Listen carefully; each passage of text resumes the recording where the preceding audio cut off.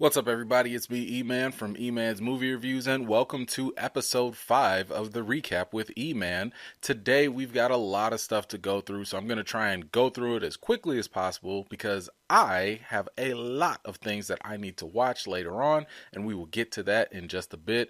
But first, we got to go through, some pandemic shutdown news or whatever. Now, I'm usually not going to get political on these type of platforms or anything. That's not really what this channel was made for. But if it does affect or intersect with movies, then yeah, I will touch on that. So recently, the government has issued a 3-step or multi-phase plan to reopen the country and reopen a lot of businesses, which include movie theaters. The 3 basic guidelines are that the state would need a downward trajectory of flu-like illnesses, a downward trajectory of COVID-19 cases, and hospitals must be able to treat all patients without crisis care, along with having robust testing available. Now, I've said it before and I'll say it again. My primary concern is more so about the employees for these movie theaters. I'd really like the idea of them being able to go back, earn a living, especially the part-time workers, like if that's all that they have. I'm not all that concerned about these big movie studios making a ton of money and stuff. But, when it comes to reopening these theaters, I have to admit, I'm not really all that comfortable if, let's say, it opens up in May. That's been kind of like the big talk is May 1st is when everything opens up. I don't know if I'm going to be that comfortable, to be honest with you. I'm the kind of person, I like to wait and see and, wait for things to happen first. I'm not saying I'm going to be waiting all the way until, a vaccine is going to be made, because supposedly that won't be for, another while, maybe even to next year. But, I don't know. I'll probably be going in with my face mask and my hand sanitizer and stuff, probably sit a couple seats away from people. But, the main thing is really just the level of comfort, right? But I'm curious, are you going to rush out and go straight to the theaters on the very first day that your local state says it's okay? You going to grab your hazmat suit and everything and just be right there in the theaters? Or are you going to wait a little bit and maybe wait until the coast is clear? Or are you just going to forego all of it and just be like, you know what, I'm not coming back until next year. And that's when I'll be in the theaters. So let me know in the comments when you feel you will be the most comfortable going back into the movie theaters. Moving on, as I mentioned earlier, I cannot wait because tonight, The Last Dance, the Michael Jordan documentary, is going to be airing on ESPN.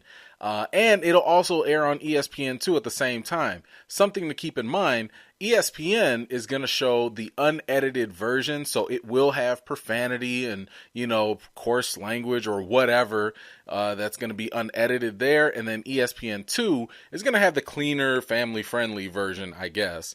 So just keep in mind that that's going to happen. I believe this is going to air at 9 o'clock Eastern time every Sunday. It's a 10-part series, and they're going to show 2 parts every Sunday. So, for the next month or so, we will be getting a treat for this. I know for me, hey, being in Chicago, this is definitely going to be a nice, interesting, fun trip down memory lane. Michael Jordan is definitely one of my favorite players of all time, so I am just too excited to watch that The Last Dance documentary.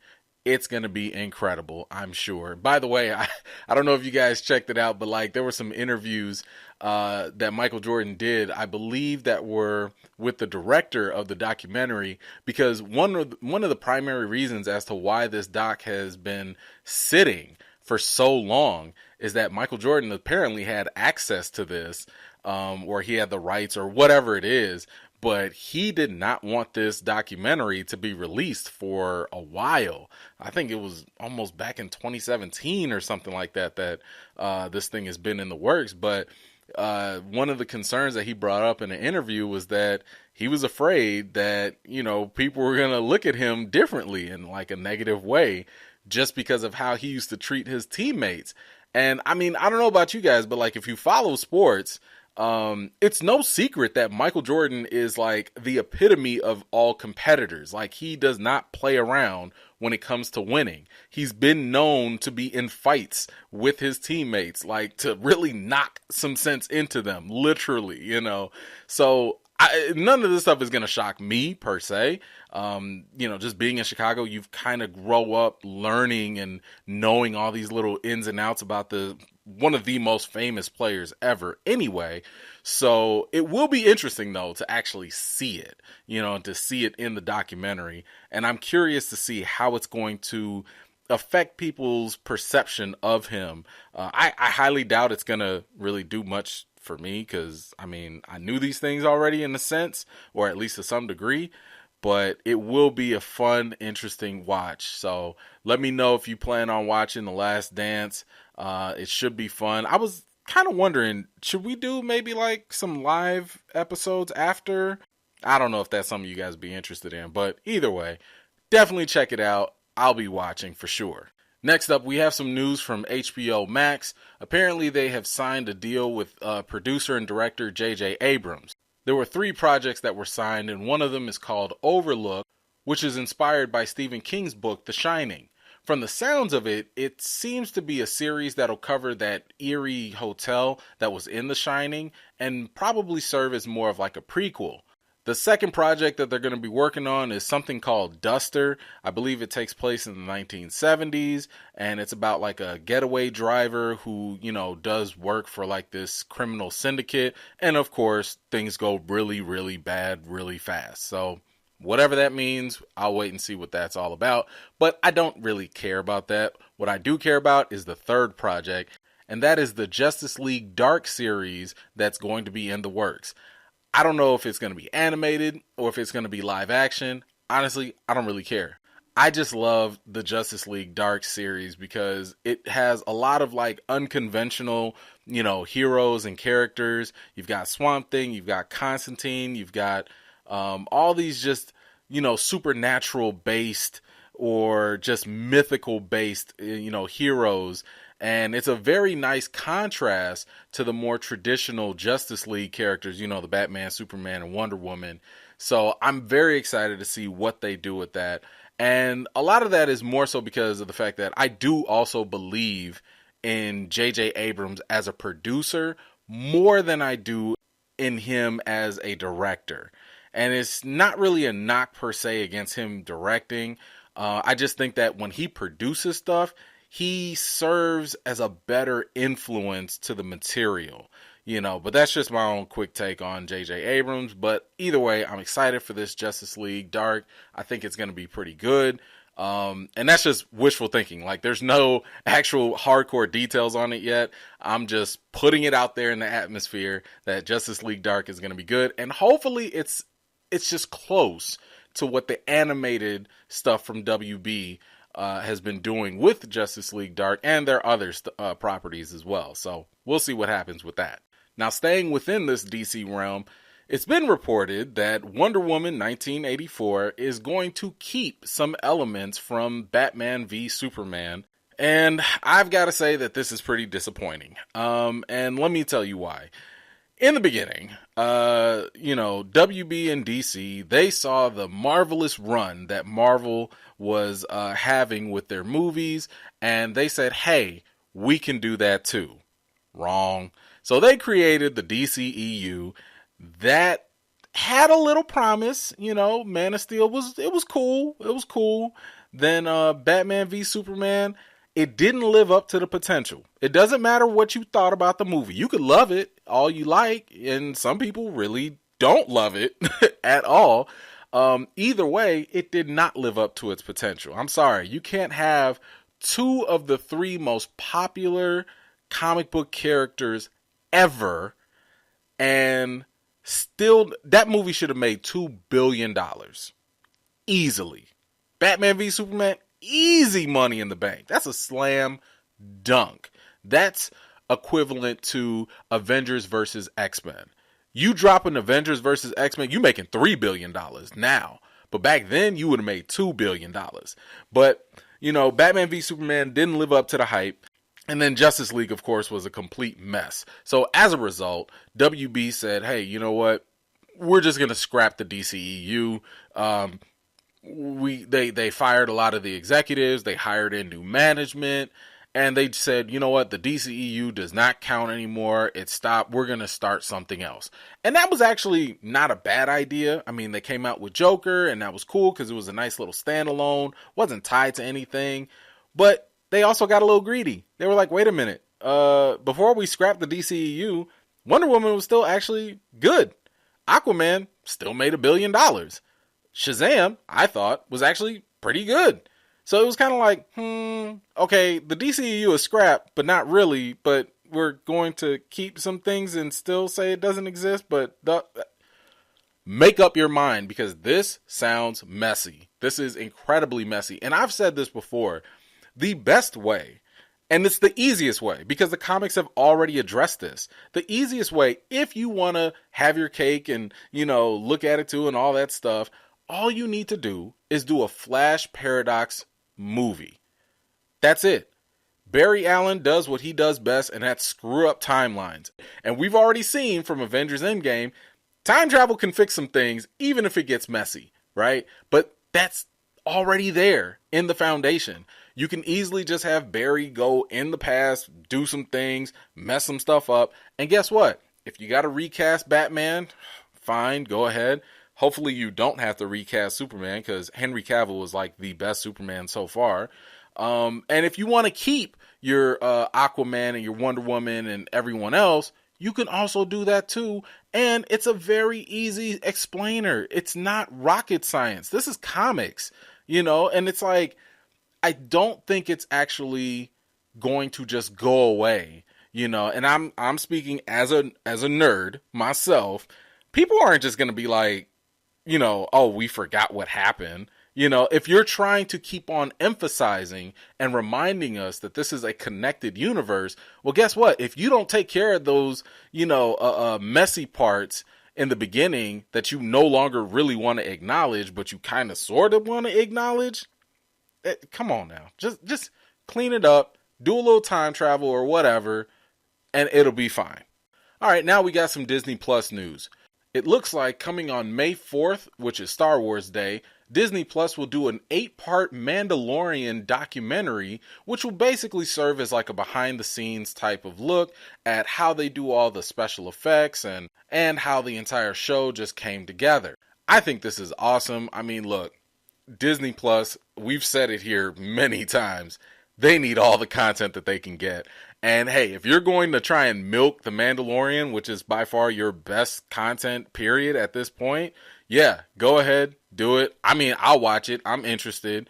I think they said something that there was going to be a showing of how they made Baby Yoda or where it came from and all these little things. That's cool. And hey, if you can give us a little inside information on what to expect for season 2, that'd be great as well. So I believe every episode is going to come out on a weekly basis, which is smart for Disney Plus because, again, since they don't have a lot of content, best thing they can do to keep subscribers is to prolong every episode rather than just dropping it, the way Netflix does and have people binge it and then all of a sudden quickly leave. So it will be coming out weekly. It'll be on May 4th. May the 4th be with you, Star Wars Day. So I'll definitely be giving that a shot and check it out. Also with Disney Plus, and this is also Star Wars related, apparently there's also going to be a Rogue One prequel series that's going to be coming out as well. Some of the characters that were in Rogue One will be returning.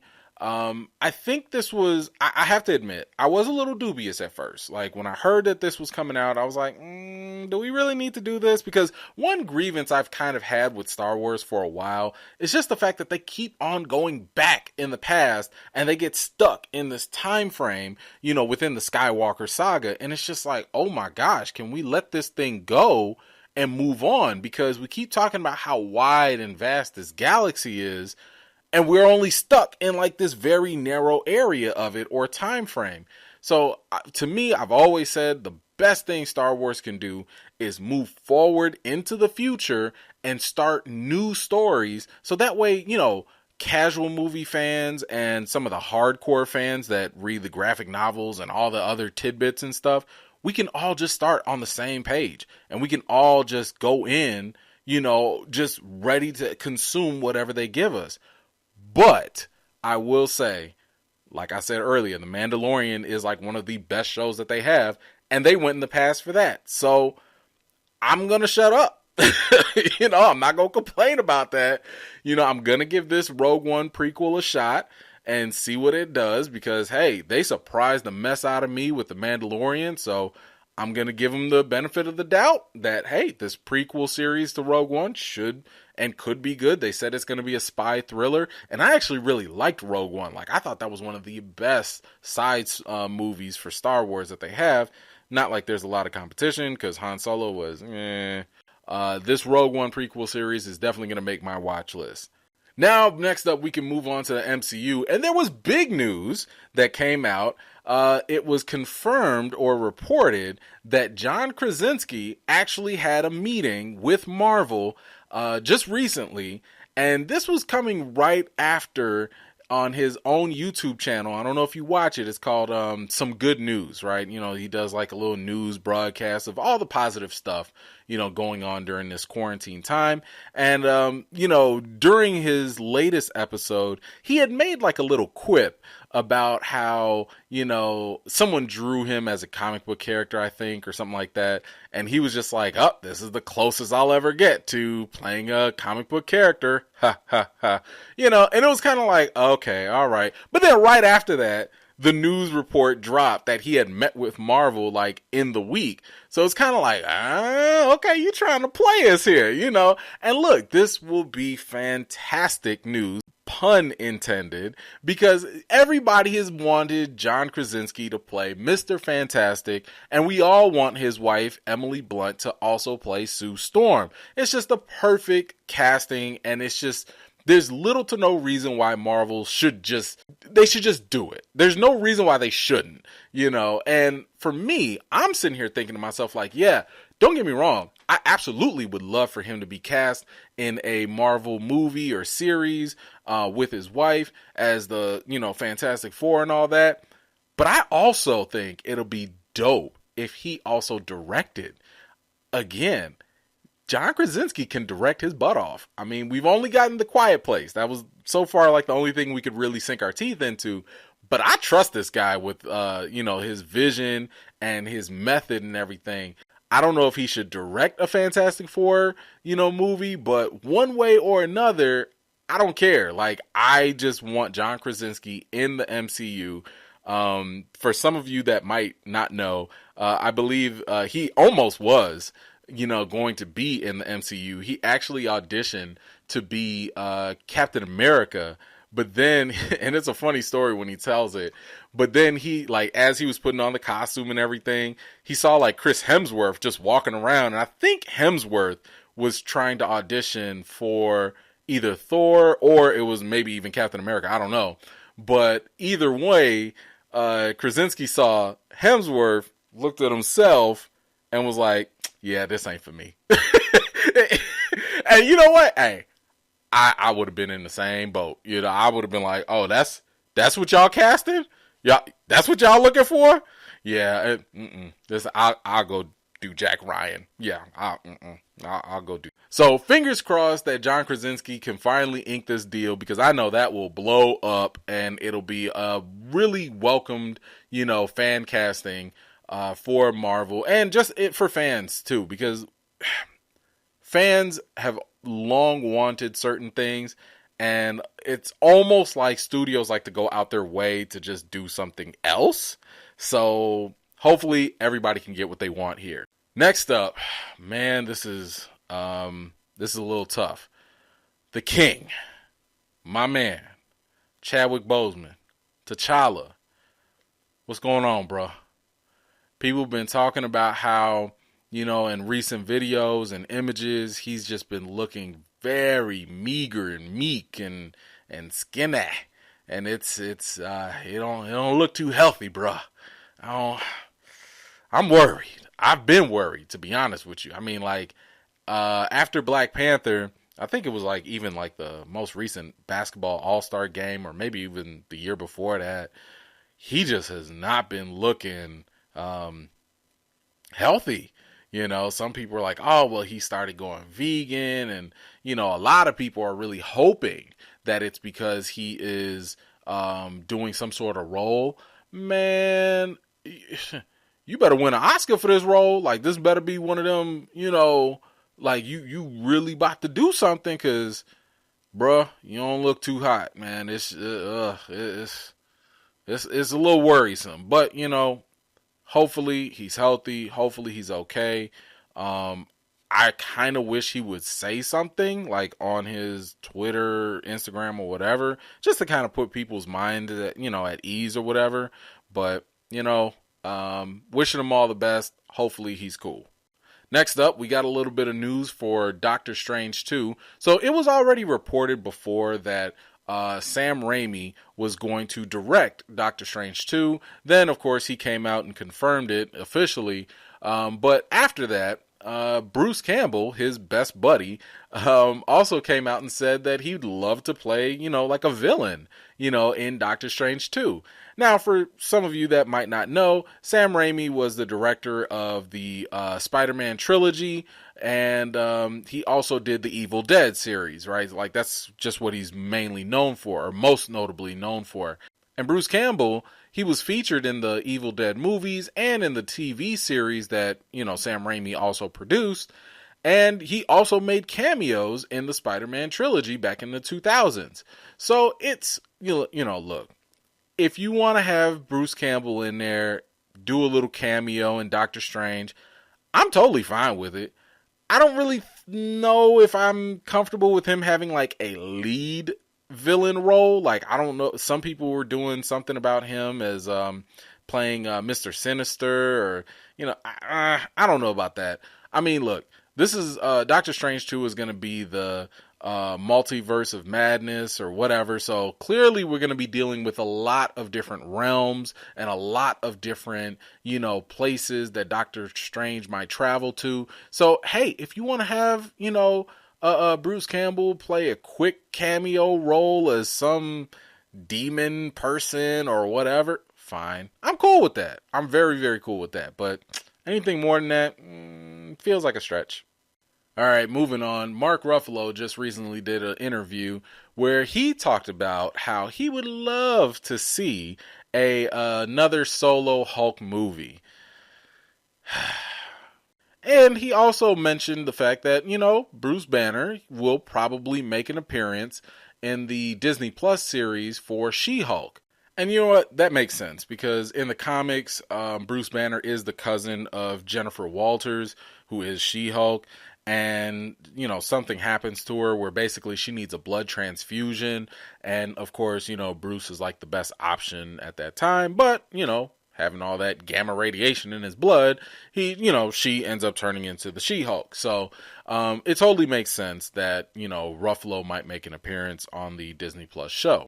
Now, what I do have an issue with, and I'm not going to go rehashing my issues with the Hulk. You guys have already seen the video probably about that. My concern is more so of Ruffalo having more input about what the next Hulk movie will be, because my concern is I feel as though Ruffalo will want to put more of himself into the role rather than give the fans what they want, which is more Hulk, right? I mean, there's a reason why, the comics are called The Incredible Hulk. They're named after the Hulk. It's not about Bruce Banner. I mean, yes, Bruce Banner is a part of it, but nobody cares about Bruce Banner like that. I don't care about Bruce Banner's inner struggles. I do care about the Hulk versus Banner. That I do care about. And I just, the problem that I have with this is just the idea that sometimes actors get so full of their specific character that they lose sight of like what actually made the overall character or the story so compelling. And I gotta say, it's not Bruce Banner specifically. It's just not, I mean, it's the Hulk. How many times have people said, we want to see a Savage Hulk? what are like the main things about Hulk that makes him so interesting? It's that he gets mad and he gets stronger, and he's just like it's the level of destruction that he imposes. And then of course, yeah, you can add in some of the drama and stuff, like his struggle to be, to find peace, and his struggle with Banner and stuff. You could add that in there, but come on now, let's be honest. We want to see Hulk get mad. We want to see Hulk smash. So, if that's not like at the core of it, if you're not really gonna give us that, I'm just concerned with Ruffalo giving all this input, because again, let's think about in Avengers 1. When you think of the Hulk in Avengers 1, are you sitting here thinking about Bruce Banner scenes, or are you thinking about that dope scene when he punched the mess out of that Chitauri ship and was just cleaning house for the rest of the movie? I mean, maybe I'm alone with that, I don't know, but I'm just saying, give me more Hulk all day. I just don't want Hulk to be sacrificed for the sake of showing more Bruce Banner, which in a sense highlights more of Mark Ruffalo, if that makes sense. But that's just my opinion. And Ruffalo did also mention that he wanted to maybe do something with Hulk versus Wolverine. Now, this I can kind of get, because Wolverine did make his comic debut going up against the Hulk. So, that right there, I'm okay with that. It's probably not going to be for a while, because Marvel still hasn't cast a Wolverine. Matter of fact, this is a good segue for the next part. This is a great segue for the next part, because recently Hugh Jackman just doubled down on his previous comments in an interview about the fact that he would have stayed on as Wolverine had the Disney Marvel, merger happened a little bit sooner. I mean, hey, yeah, it kind of sucks that we can't have, Hugh Jackman anymore. And I totally get it. I mean, like, from what I was hearing, the guy was having to work out constantly and, eat boiled chicken and broccoli like every day, and egg white omelets. And, let's be honest, like, it could take a toll on you after so many years. But I really wouldn't mind if they cast a new Wolverine.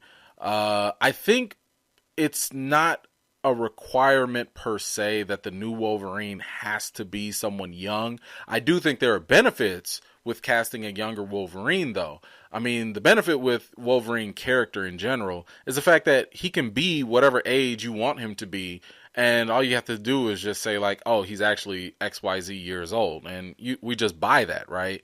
But, one benefit I think that casting a young Wolverine will bring is, if you bring in a younger actor, you should already age him ahead of time, right? So you should already make this character look a lot older than they really are. That way they can grow into that older look, a little bit more naturally, and they can extend the run for as long as they need to, and at least it'll give off the illusion that, oh my gosh, Wolverine really doesn't age, and it kind of avoids that whole like actual real life aging situation with actors, kind of like with Robert Downey Jr. Like, after a while, he was, my man is like in his 50s, 54, 55 years old. Like, he could only do the role for so long. And I don't think we really want to get to the point where we have to digitally de-age people just for these movies either. So, hopefully they get the Wolverine character together. I still wish Carl Urban was not wasted in Thor 3. He would have been the perfect. Carl Urban that man is dedicated to any comic character he does, and I appreciate him for it. One thing I kind of wanted to wrap up with was, I had recently watched this movie. It was called Code 8. It has Stephen Amell in there and like a bunch of other people that I don't really know. Oh, Han. Han from Fast and the Furious was also in there too. After that, I don't know anybody else that starred in the movie. And the reason why I wanted to bring it up here was because, one, I saw this movie trending on Netflix. So I said, oh, well, maybe this is good. Even though when I saw the trailer for it, I was like, my critic radar started going off. Sometimes I could watch a trailer and be like, B movie. Nope. Nah, no thanks. But I was like, nah, if it's trending on Netflix, maybe it's worth watching. So I watched this movie, right? And as I'm watching it, I'm sitting here trying to like take notes because I like to take notes, for my review, and so that way I can, go back and write my stuff clearly, right? And as I'm watching it and I get to the end of the movie, I realized my notes were empty. And I'm sitting here thinking like, oh my gosh, like, what happened? You know, I can't even do a review for this movie because I could not identify anything really good or anything really bad about the movie. I mean, it's not like the acting was terrible. Everybody hit their lines. They all did their performances fine. The special effects were okay. But at the same time, like, nothing was moving. Nothing was like, getting me all immersed into the story. The whole time I'm just sitting here like, I felt like, you know what? This was a background movie. This was a movie that you're going to watch it and you'll start playing on your phone. Or you're going to watch it and you'll go start cooking something. And it was just like, I rarely find a movie where I can't describe anything. Because, one approach that I take when I'm doing my reviews is I try to assume, how would I describe this to my friend? How would I describe it to all of you out there, right? And I'm sitting here like, I don't know how to recommend or not recommend this movie. So, the only thing I guess I could say is watch it only if you're bored, but don't expect anything from it. It's not revolutionary. It's not transformative. It did have a lot of potential. Like I liked where they kind of sort of were going. It's about people that have powers in this society and how they react, and they're, marginalized and stuff. But I don't think they went deep enough with it. But I don't know. So I got to kind of give you that soft review for Code 8. If you have watched it though, let me know what you thought about it. Maybe some of you have liked it. Maybe some people didn't like it as much. Maybe you were kind of like in the middle like I am and just kind of meh. I don't know. By the way, if you haven't already, take some time to check out my latest interview with Blackish creator Kenya Barris. I got a chance to sit down and talk to him about his new Netflix show, Black AF. And he also shared some information about Coming to America 2 and talked about a number of other issues as well. I got really excited with the fact that, I landed this interview. I mean, you guys know I'm not like big time or anything like that, but if I get an opportunity, I'm definitely going to try and share it with you all. And I will say that this interview motivated me to try and seek out some more interviews. So, I'm going to swing for the fences. I can't get like, the Russo brothers or, Chris Evans or anybody else like that. I'm still a small fry, but, let me know if there are any interviews that you would like for me to pursue or people you'd like to hear from. And hey, I'll shoot my shot and I'll see what happens, maybe I'll surprise you guys and maybe somebody will pop up on my channel, but I'm interested to know who you all would be interested in for me to interview. Maybe it's somebody that has an upcoming project or an upcoming movie or TV series that I could, question or maybe get some, questions finally answered. I don't know. But yeah, let me know in the comments down below who you think would be an interesting person I could interview. And like I said, I'll do my best. I'll shake whatever trees I can and see if I can make that happen. Anyway, thank you all so much for joining me today. I really appreciate you all taking the time to watch my videos.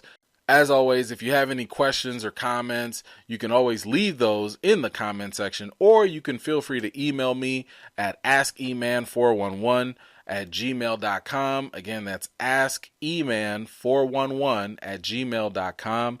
I've got more videos and reviews to do for you all, and until next time, I'll see you all later.